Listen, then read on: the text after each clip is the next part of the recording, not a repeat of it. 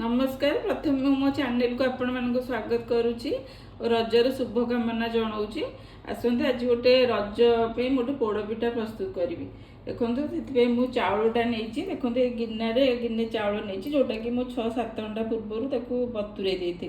देखो पूरा बास्ना चाउलटा मुझे आपणकर मेजरमेंट अनुसार चाउलटा ने गिनारे मुझे ताटिए चाउल नहीं ये 2.5 ताटिए भाया आप पानीटा ने से पानी अदा दे पिठूटा प्रस्तुत करेंगे। नड़िया कोरा किसी नहीं खंड नड़िया नहीं खिसमिश टे नहीं गुड़टा नहीं देखो गुड़टा 400 ग्राम भाया मुझे गोलमरीच पान मधुरी गुजराती गुंड नहीं लुणटा स्वाद अनुसार नहीं तेजपत्र टे नहीं आपड़ चाहिए भी अलग ड्राई फ्रुट्स भी ऐड करेंगे। आसतु एथर बटरटा प्रस्तुत करवा।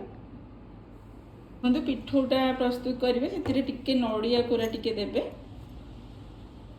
नड़िया कोरा टिके दे बाटिले जंतनटा टिके नरम हम। आसतु एथर बाटी नवा। आसतु तो पिठाटा आरंभ करिया। गाई घी टिके दे देछि नड़ियाटा और किसमिसटा टिके भाजी नवा भल भाव।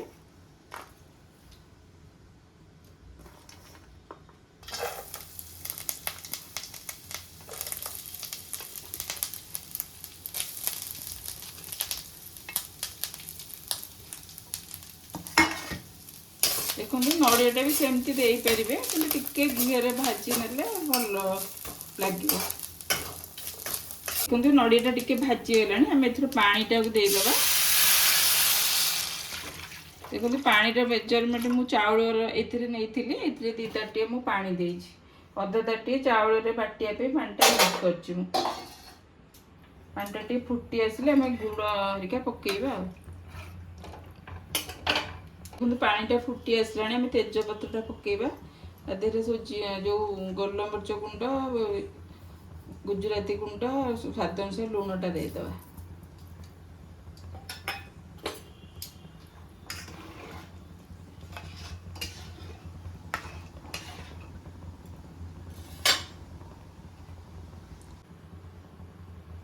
अच्छा गुड़टा देदेबा।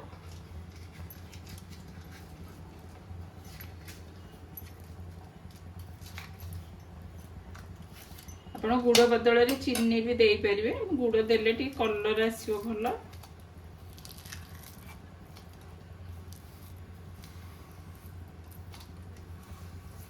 देखो पिठोटा यपरी भाव बाटिकी प्रस्तुत करेंगे। आसतु जंतनटा एथर करेंगे।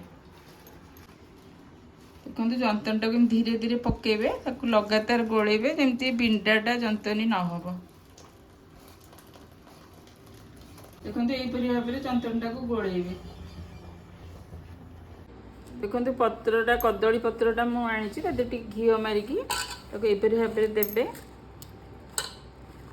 आप चाहिए भी जो खली पत्र भी दे पारे कि कदली पत्रटा देले टिके बास्ना आसो अलग। साइड्रे भी देदेवे।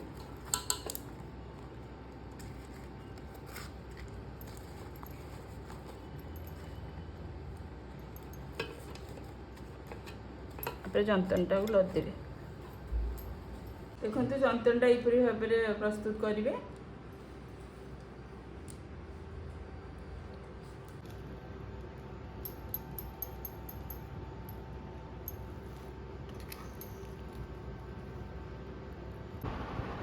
देखो यपरी भाव में जंतनटा देवे चापी चापी देवे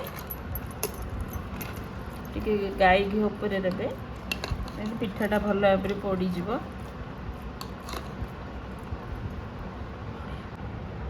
नड़िया एमती पात गुड़िक देदेवे सजेदेवे टिके टिके।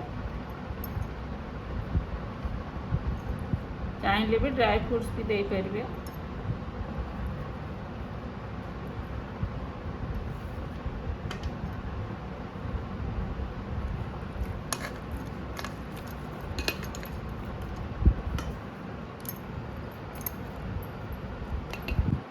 देखो पत्रटा को घी मार्ची भल भाव में चापिकी घोड़े देवे।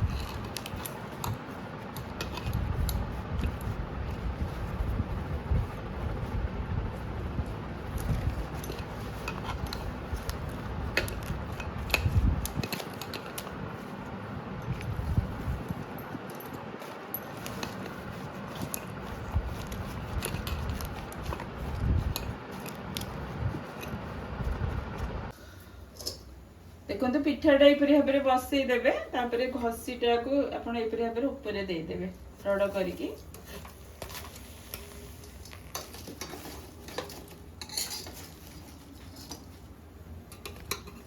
ପିଠାଟା ପୁରା ସିମ୍ରେ ପ୍ରାୟ ଘଣ୍ଟାଏ ଖଣ୍ଡେ ଆପଣ ବସେଇବେ ପିଠାଟାକୁ।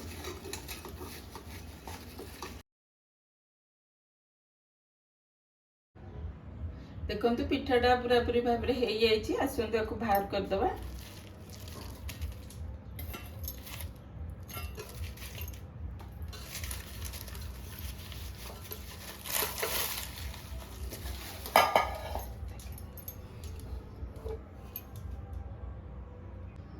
ଦେଖନ୍ତୁ ମୋର ପୋଡ଼ପିଠାଟା ପୁରାପୁରି ଭାବେ ପ୍ରସ୍ତୁତ ହେଇଯାଇଛି। ଆପଣମାନେ ରଜରେ ଏଇପରି ପୋଡ଼ପିଠାଟା ପ୍ରସ୍ତୁତ କରନ୍ତୁ, ଘରେ ଖାଆନ୍ତୁ, ସମସ୍ତଙ୍କୁ ଖୁଆନ୍ତୁ, ଦେଖିବେ ବହୁତ ଭଲ ଲାଗିବ। ଦେଖନ୍ତୁ ପିଠାଟା ବି ବହୁତ ନରମ ହେଇଛି। ଦେଖନ୍ତୁ